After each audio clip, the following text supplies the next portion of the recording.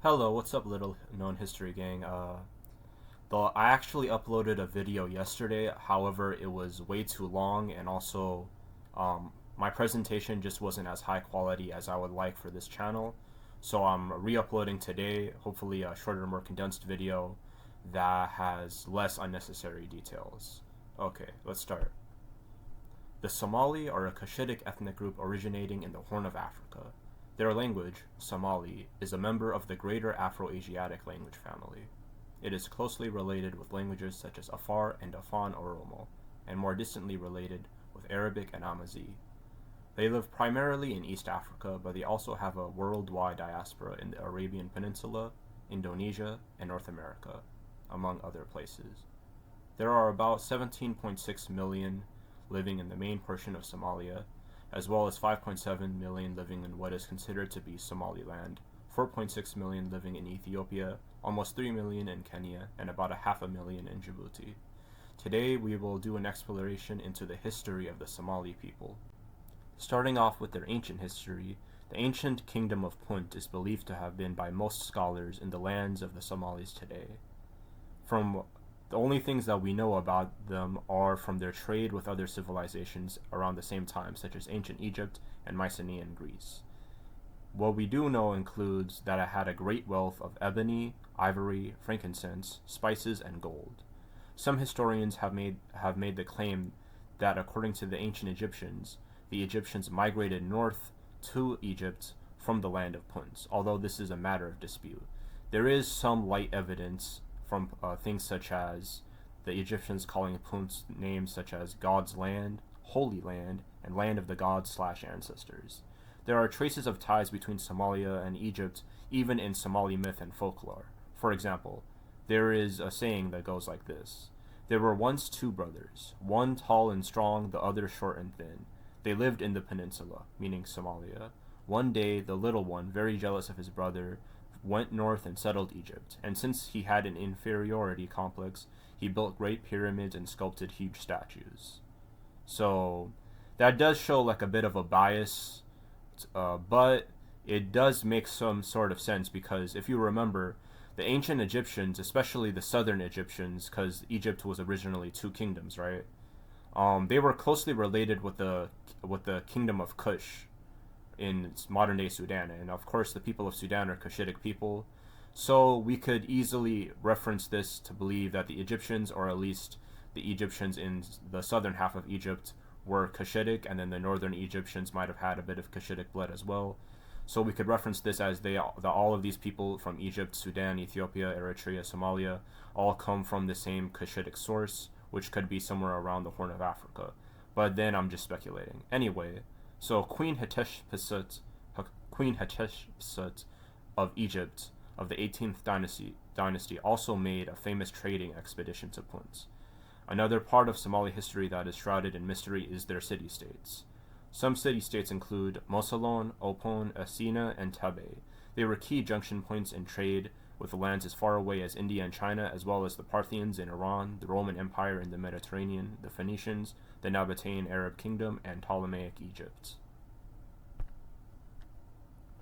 Continuing into medieval times, this is when Islam arrived in Somalia, with the oldest mosque in Africa being Masjid al-Qiblatain, although some would say it is the Najashi Mosque in the Tigray region of Ethiopia.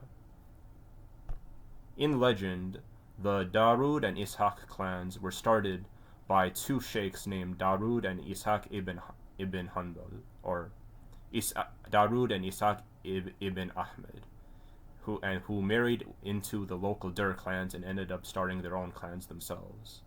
Anyway, that's just a small detail. Let's continuing on.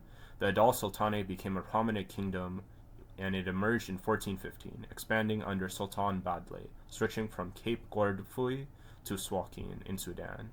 Adal, a region of the Ethiopian Empire, became a center of Muslim resistance against Christian Abyssinian expansion. The Ifat Sultanate initially controlled Adal, but it later regained independence under the Walashma dynasty. The Adal Sultanate played a significant role in the region's history, engaging in prolonged conflicts with the Ethiopian Empire. In 1415, Sabr ad-Din III reclaimed Adal's throne and established Dakar as its capital, leading successful campaigns against the Solomonic Empire. His successors included Mansur ad-Din and Jamal ad-Din II, who continued the expansion, achieving significant military victories against the Abyssinians. Jamal ad-Din II became the most accomplished ruler of Adal, but his assassination in the early 1430s marked a turning point. Sultan Badle, his successor, launched further campaigns, but faced defeat at the Battle of Gomit, leading to Adal's submission to the Ethiopian Empire. The emirs of Adal, dissatisfied with this arrangement, seized power, reducing the sultan to a ceremonial role.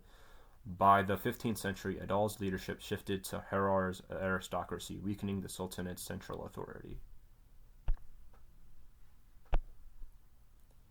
In the 16th century, Imam Ahmed ibn Ibrahim al-Ghazi led a decisive campaign against Abyssinia, achieving victories and temporarily occupying much of the region. However, his forces faced challenges, including unreliable nomadic troops and resistance from Harari soldiers. The arrival of Portuguese forces in 1541 shifted the balance, leading to Ahmed's defeat and the defeat of the Somali forces at the Battle of Waina Daga. Adal's influence waned, and by the late 16th century, the Sultanate faced internal strife and Oromo invasions. The Imamate of Osa, established in 1577, marked the final phase of Adal's decline, eventually succumbing to Afar nomads. Despite its eventual collapse, Adal's legacy as a center of Muslim resistance and its role in shaping the region's history remains significant. Continuing on with another Somali sultanate that is important to know about, we have the House of Garin, which was the hereditary ruling dynasty of the Ajuran Empire, originating from the Garin kingdom in the 13th century, which ruled parts of the Somali region of Ethiopia. The migration of Somalis southward introduced new cultural and religious influences, shaping the dynasty's administrative structure.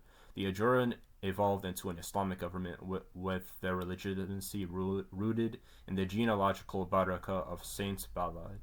By the late 1300s, the Ajuran rose to prominence in the Banadir region, establishing a powerful empire that lasted for nearly 3 centuries. They introduced advanced technologies such as dikes, dams, and stone walls, as well as imposing a regular tribute system on surrounding populations. The empire's military strength and hydraulic engineering allowed it to monopolize the Juba and Shabelle rivers. The Ajuran Empire's sphere of influence was among the largest in the Horn of Africa, extending from Hafun in the north to Kismayo in the south and Qalofo in the west. It covered most of southern Somalia and eastern Ethiopia, maintaining political alliances with the Adal Sultanate to the north. The empire's dominance was marked by its ability to field a powerful army and its control over key trade routes. During the Middle Ages, the Ajuran aligned with the Adalites, and their influence was noted by travelers like Ibn Battuta. If you don't know Ibn Battuta, he was a famous North African traveler who traveled all across the Muslim world from Africa to China. And basically, I should do a video on him one of these days, but right now I'm going to be focusing on African civilizations for now. But anyway, tangent aside, the empire's reach and administrative innovation solidified its position as a major regional power, with its legacy enduring well into the 20th century. Alright, now, here comes, I guess you could say, the bad guys of this story, if from a certain point of view. The arrival of the Portuguese in the 16th century brought conflict to the Ajuran Empire. The Portuguese sacked Barawa, but faced fierce resistance, preventing permanent occupation. Attempts to conquer Mogadishu failed due to the city's strong defenses. The Ajuran allied with the Ottomans to resist Portuguese hegemony, engaging in joint expeditions against Portuguese colonies in Southeast Africa. Despite Portuguese efforts to regain control, the Ajuran maintained their autonomy, employing Ottoman-style coinage to assert economic independence. The Somali-Ottoman alliance successfully drove the Portuguese from cities like Pate, Mombasa, and Kilwa, though the Portuguese later reclaimed some territories. The Ajuran's defiance of Portuguese dominance secured their position as a key player in the Indian Ocean trade network. Alright, so just to conclude, I would like to thank all of my viewers and especially my subscribers for helping me make it this far. Even though I haven't really made it that far, but I would just like to thank you for helping me to get to 24 subscribers. I'm trying to get to 100 subscribers right now, so if everybody watching would just subscribe, that would really light up my day if you would subscribe. Also, be sure to like, share, and yeah, be sure to like, share, and comment. Leave a positive comment, or I guess technically any kind of comment, but a positive comment would be more appreciated. All right, this is Little Known History signing out.